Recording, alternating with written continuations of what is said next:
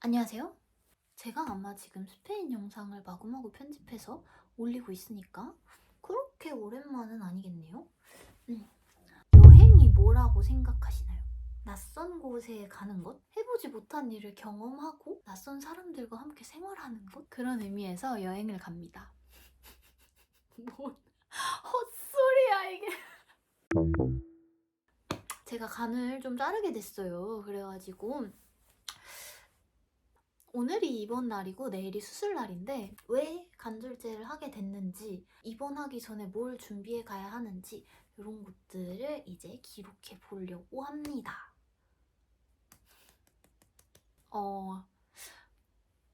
무서워요. 아니 무섭잖아. 이게 너무 개인적인 얘기여가지고 찍을까 말까 고민을 많이 했는데 이게 누군가한테는 분명히 도움이 될 것 같아요. 나처럼 쫄아있는 사람이라거나 그런 사람한테는 도움이 되지 않을까요? 이런 이야기들이 너무 개인적인 얘기고 유튜브 같은 데서 이거를 찍어야 되나 이런 생각을 잠깐 했었어요. 근데 제가 간절제를 하게 된다고 얘기를 듣고 네이버에도 검색을 해보고 여기도 검색을 해보고 유튜브에도 검색을 해보고 이러는데 많이 안 나오는 거예요. 세상에 살면서 사람들이 간절제를 얼마나 하겠어요. 그리고 간절제 브이로그 하면은 막 간 이식해주려고 자르시는 거거나 쓸개 돌이 생겨서 자르시거나, 난 이미 쓸개가 없는데 간에 돌 때문에 자르는 그런 후기가 많이 없어서 너무 겁이 나는 거예요. 나는 무서운데 나는 이게 얼마나 아플지도 그런 게 궁금한데 이 영상이 쫄아있는 누군가에게 도움이 되지 않을까 싶어서 영상을 찍어보려고 합니다. 간절제를 왜 하게 됐느냐? 일단 간 안에 돌이 생겨서 간을 자르게 되었어요. 간이 이렇게 있으면은 이 위쪽이랑 이렇게 돌이 생겼다고 하더라고요. 제가 들은 바로는 복강경으로 하게 된다고 하고, 복강경으로 하다가 이제 필요시 개복 수술을 한다고 합니다. 복강경이라고 하는 것은 무엇이냐? 개복 수술은 이렇게나 뭐 하여튼 배를 가르는 거면은, 복강경은 배를 째고 이렇게 관 같은 걸 넣어서 수술을 하는 거예요. 그래서 흉 같은 것도 많이 안 남고 이렇게 하는 수술인데, 아무튼 그건 그렇게 되는 거고. 그래서 간에 돌이 왜 생겼느냐? 저는 완전히 평범한 식습관에 나름대로 건강하게 챙겨 먹는 사람이고 그렇게 술을 많이 마시지도 않아요. 제가 2017년에 총담관낭이라는 수술을 했어요. 총담관낭은 담도가 비대해져가지고 담즙이 내려가는 게 원활하지 않아서 이제 문제가 생기는 선천적으로 가진 병 같은 건데, 7년, 20살 초반쯤에 배가 너무 아파서 응급실에 갔더니 총담관낭이라서 수술을 해야 된다 이렇게 하고 총담관낭 수술을 받았었습니다.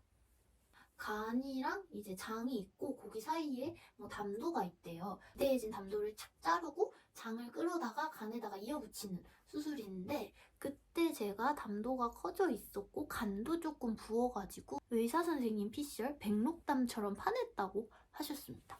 그래서 이렇게 끌어다가 이어붙이는 수술을 그때 받았었어요. 그렇게 하고 끝! 요건 아니었고, 삼간낭 수술을 하고 나서도 뭔가 이렇게 문제가 있어서 며칠 더 입원을 했었다. 여기까지가 제 수술 이력 같은 그런 거예요. 초반에는 뭐 몇 달에 한 번, 6개월에 한 번 이런 식으로 정기 검진을 받으러 다녔었어요. 근데 이제 22년 7월에 검진을 받았을 때 간 수치가 올라갔다, 간에 돌이 있다 이렇게 얘기를 들은 거예요. 그렇구나. 근데 몸에 돌이 있으면은 어쨌거나 안 좋잖아요. 추적 관찰만 하고 수술은 조금 더 돌이 커지거나 문제가 있었을 때 하자. 하지만 살면서 열이 나거나 황달 증세가 올라오면은 바로 응급실에 가서 돌 빼는 수술을 받아야 된다라고 22년도 7월에 얘기를 들은 거예요. 그렇구나. 24년 7월에 원래 수술을 하자고 하셨었어요. 근데 제가 예전에 총담관낭 수술을 하면서 간을 어쨌거나 건드렸기 때문에 수술했던 곳을 또 수술하면은 문제가 생길 가능성이 더 커진다, 뭐 이런 얘기를 하시더라고요. 일단 약을 먼저 써보고 6개월 뒤에 다시 외래 진료를 잡아서 검사를 해서 보자 이랬었습니다. 그래서 연말에 가서 이렇게 앉았는데 외래 진료를 가는 날이 뭐 12월 29일 뭐 이렇게 되는 날이었어요. 완전 연말에. 간을 진짜 잘라야 된다고 하시는 거예요. 돌이 이만큼 있고 어쨌거나 간을 잘라내야 한다라고 얘기를 받고 입원을 하고 간을 절제하러 가는 게 오늘입니다. 그래서 오늘이 입원 날이고 내일은 수술을 하게 될 거예요. 그럼 이제 짐을 싸는 걸 구경하시죠. 입원 전에 하는 Get Ready With Me. 빠라바라밤. 오늘이 입원하는 날이어서 어제 짐을 싸놓고 오늘 다시 한번 확인을 하고 있는데 일, 월, 화, 수, 목, 금, 토, 일 제가 한 7일 정도 입원을 하는데 필요할 것 같은 입원 물품을 챙겨봤습니다. 잘 챙겼는지 한번 확인해 볼 거예요. 우선 병실에는 정말 침대만 주어진다고 생각을 하시면 되거든요. 침대랑 이제 베개, 이불 이 정도만 주어지는데 저는 간호병동으로 갑니다. 보호자 침구류라거나 보호자도 같이 쓸 물품 이런 거는 안 챙겼고 딱 제가 쓸 것만 이제 챙겼어요. 21인치짜리 캐리어를 들고 가고 옷은 하나도 없는 여행짐을 싸는 느낌. 우선 여행이래. 우선 입원을 하면은 당일날 오전에 입원을 정말로 하십시오. 병실이 났습니다. 하면서 알림 카톡이 와요. 그리고 그 알림 카톡에 준비물 같은 게 적혀 있거든요.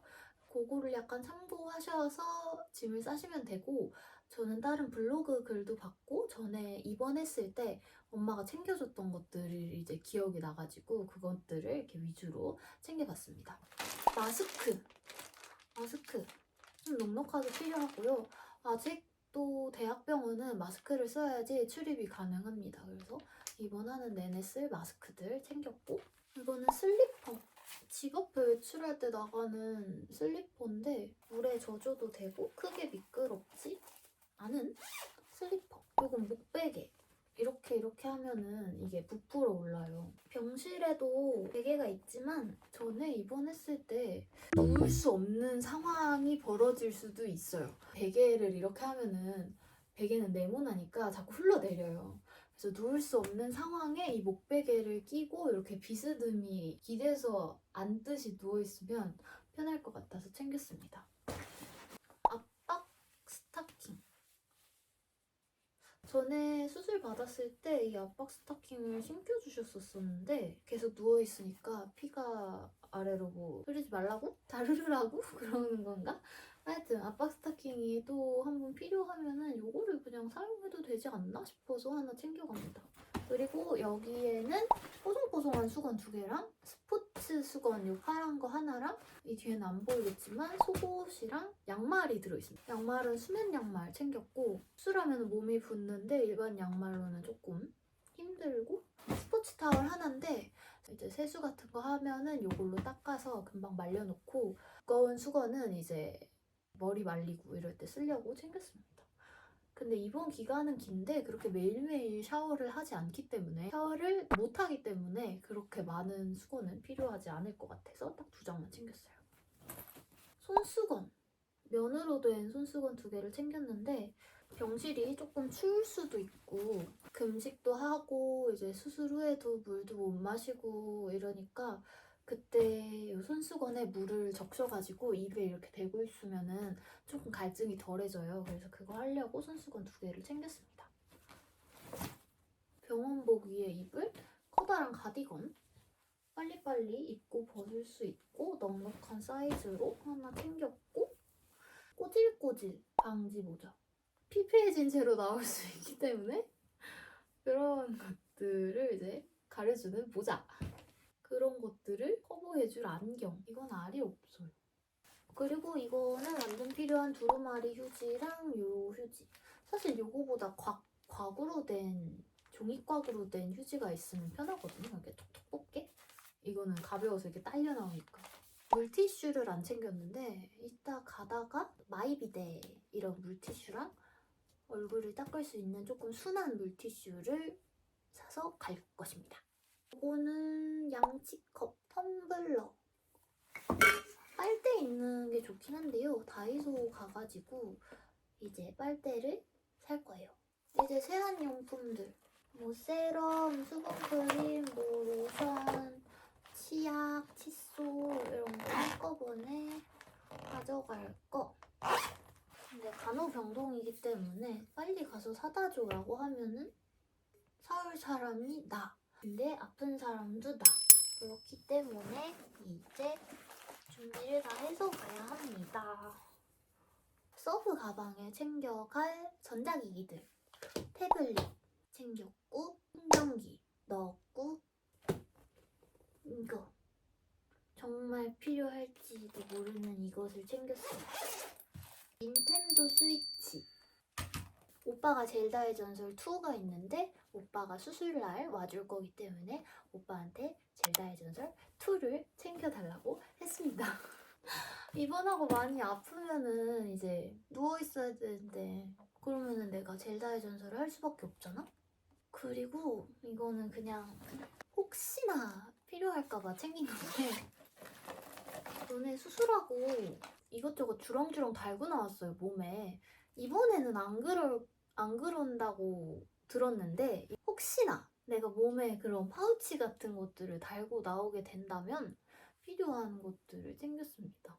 몸에로 관이 빠져나와서 파우치가 이렇게 달려 있었어요. 거기에로 담즙 빠지고 뭐 피 빼는 것도 하나 뭐 빠지고 근데 또 링거까지 꽂혀 있잖아. 이렇게 눌리면 안 되니까 침대에 누우면은 이걸 걸어놔야 돼요. 그 파우치를 옆에 난간에. 그게 엄청 불편해요.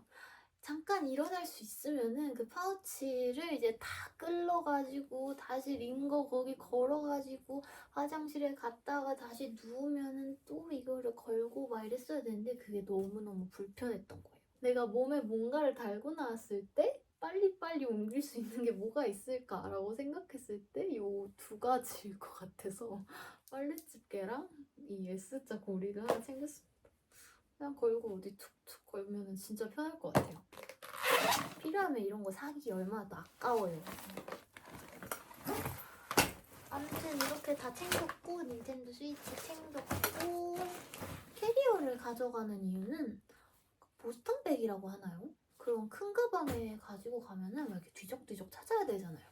여러분 그냥 다 꺼내려고 이거 캐리어를 가져가려고 합니다.